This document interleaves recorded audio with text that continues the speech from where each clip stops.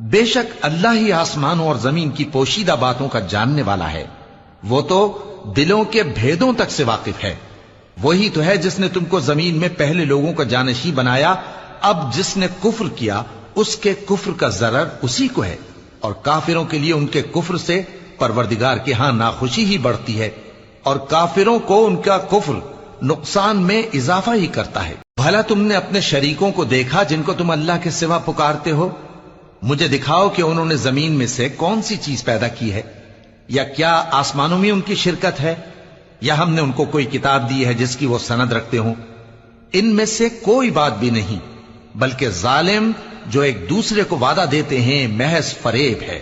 اللہ ہی آسمانوں اور زمین کو تھامے ہوئے ہے کہ کہیں وہ اپنی جگہ سے ٹل نہ جائیں، اور اگر وہ ٹلنے لگیں تو اللہ کے سوا کوئی ایسا نہیں جو ان کو تھام سکے۔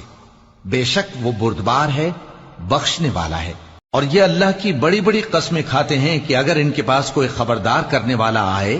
تو یہ ہر ایک امت سے بڑھ کر ہدایت پر ہوں، مگر جب ان کے پاس خبردار کرنے والا آیا تو اس سے ان کو نفرت ہی بڑھی، یعنی انہوں نے ملک میں غرور کرنا اور بری چال چلنا اختیار کیا،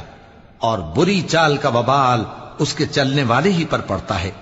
یہ تو پہلے لوگوں کی روش کے سوا اور کسی چیز کے منتظر نہیں، سو تم اللہ کی عادت میں ہرگز تبدیلی نہ پاؤ گے اور نہ اللہ کے طریقے میں کوئی تغیر دیکھو گے۔ کیا انہوں نے زمین میں سیر نہیں کی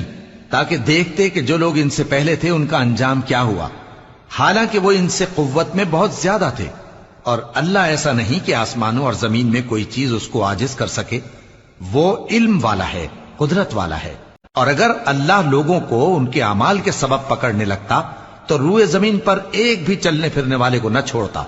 لیکن وہ ان کو ایک وقت مقرر تک مہلت دیے جاتا ہے، سو جب ان کا وقت آ جائے گا تو ان کے اعمال کا بدلہ دے گا، کیونکہ اللہ اپنے بندوں کو دیکھ رہا ہے۔